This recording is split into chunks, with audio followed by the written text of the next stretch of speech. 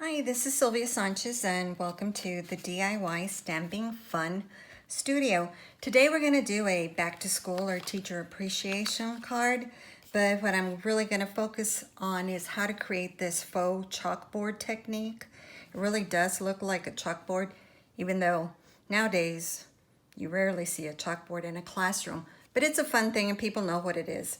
So we will be using the Harvest Hellos stamp set, which is really cool. It has apples, which you can make all kinds of different kinds of apples with it. You have a pumpkin, there's a face that you could turn it into a jack-o'-lantern, and there's several sentiments that could be used for Thanksgiving, Halloween, or just hello.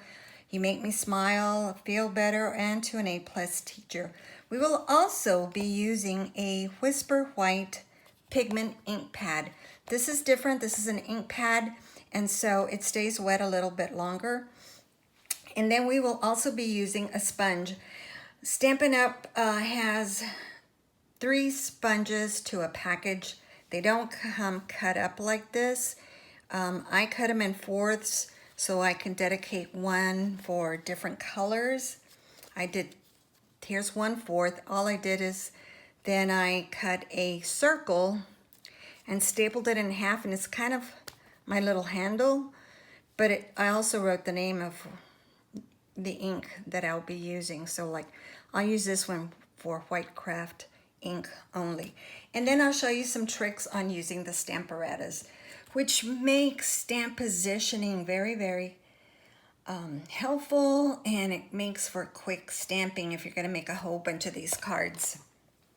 And especially for aligning the different elements of the card. Okay, so one other tip I'd like to share with you is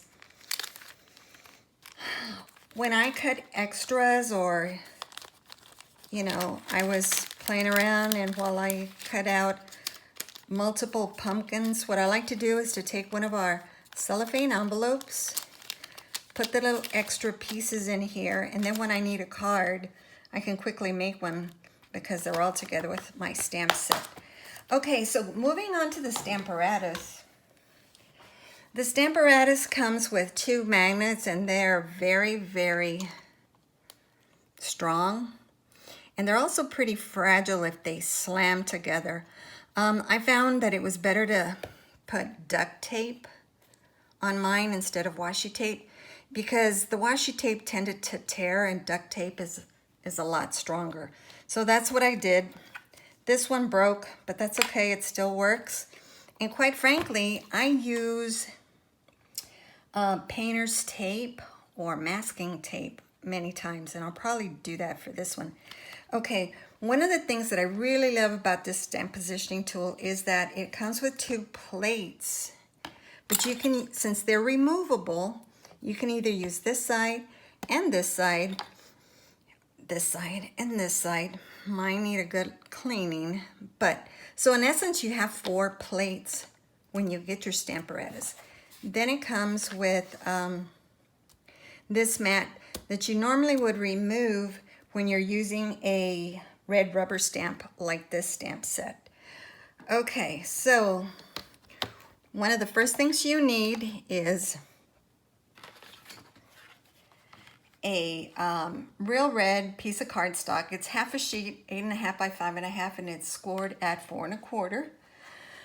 Don't worry about getting the dimensions. I will post this on my blog, and you just have to go to DIYstampingfun.com and you can find all the dimensions that I'm using today. So this is going to be our real red card base. Then my stamping piece is a basic black, and it's 3" by 4.25. And so position it at the very corner. And normally you would probably want to put your magnet, but I'll show you what I do most of the time. And I told someone I was going to share this tip with them. I just take some masking tape or painter's tape, and I just hold it in place. I find it a little easier for me because I don't know, it's just easier for me and it's quicker. Okay, so one of the things when you get the white pigment ink, it does not come inked. You get a separate re-inker so that you can ink up your pad.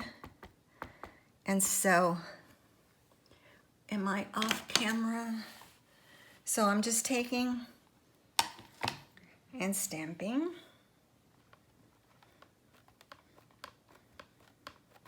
Okay. Wow, you can tell I just really inked my pad recently because it's a lot whiter than this. And then you just gently move this. And now I want to do, I can move it this way. And notice my paper didn't move. And I am going to ink up my stem.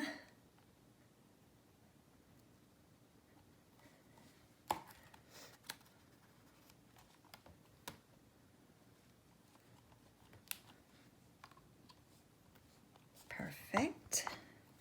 And then I'm taking this off again, this plate again, and I moved the plate on the opposite side of the plate. And so they just slide very easily. Yep, that's it.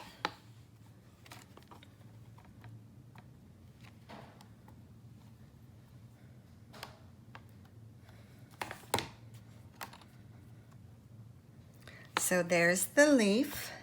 And then on my other plate, my other Stampin' Up! Stamparatus plate, I have the, and again, I'm just sliding them in here. This sentiment says, to an A+ teacher.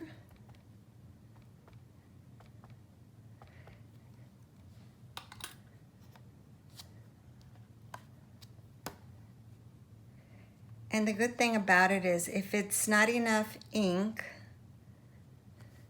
you can always re-ink and stamp again. I may hit the A again. But I kind of like it because you know when you write on a chalkboard or you see stuff on a chalkboard, it's not perfect. It has its different depths of color. And if you notice on this one, what I did with this one is after I inked it up in white, I put clear embossing powder and then used my heat tool so that this is actually a little bit crisper of an image, and it's raised. It gives it a raised effect. Okay, so I can tell this is still very wet. That's it for the stamping. I can show you how I aligned up. So to align the little leaf and the stem so they would be perfect, I used grid paper that you get with your, you can buy this pad and then you can grid out, or you can take some scratch paper like I did. And this is where I stamped it in black. I wouldn't have been able to see the white on white. And that is how I positioned, I knew where to position on my Stamparatus the apple, where to do the leaf, and then another one to do the stem. So it made it really fast, and now I can make a whole bunch of these pretty quickly and give to my teacher friends. Okay, be very careful. This is still very wet. I would probably take my heat tool, but I think I can get away with it. What I'm gonna do next is come and sponge the edges. And I'm just taking my sponge and just tapping on it and then lifting and then just coming along the edges. And if you move this way, you'll get more of that chalky residue look. Come back. So you can really control how much of a chalk effect you want on it.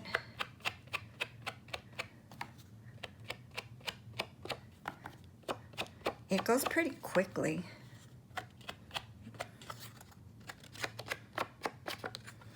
And then kind of do a little smudge. That was probably too big of a smudge. One thing you can do is on scratch paper is sponge off of it first.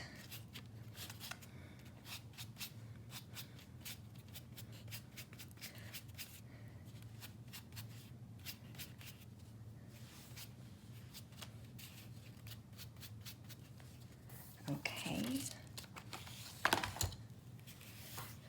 All right, now we put our, close your ink pad, and then I have another piece of basic black, because when I first put it on here, I didn't really think it needed something. So what I did is I took another piece of basic black, and this is just a 1/8 inch thicker. It's 3 1/8 by 4 3/8. And so now we're just going to back this with another layer of black, and it kind of just really sets off. This is way too much glue, folks. So I always say dot, dot, not a lot.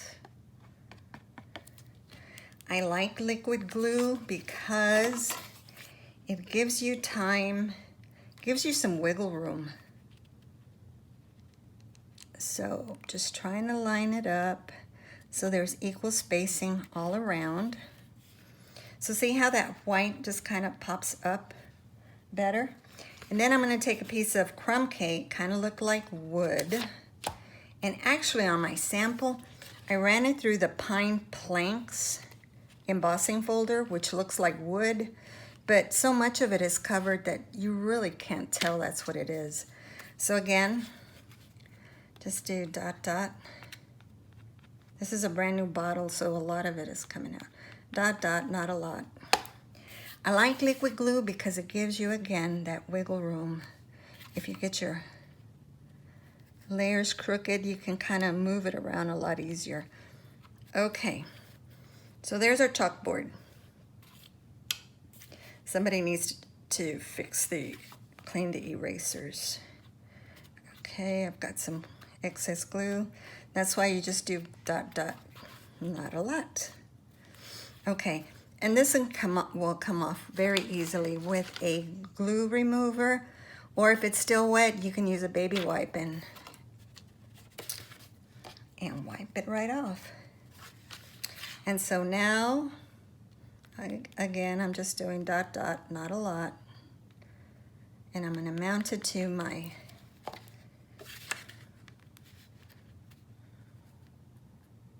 card front.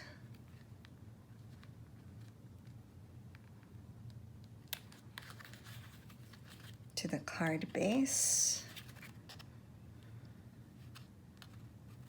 Oh, I can tell I'm crooked. Okay.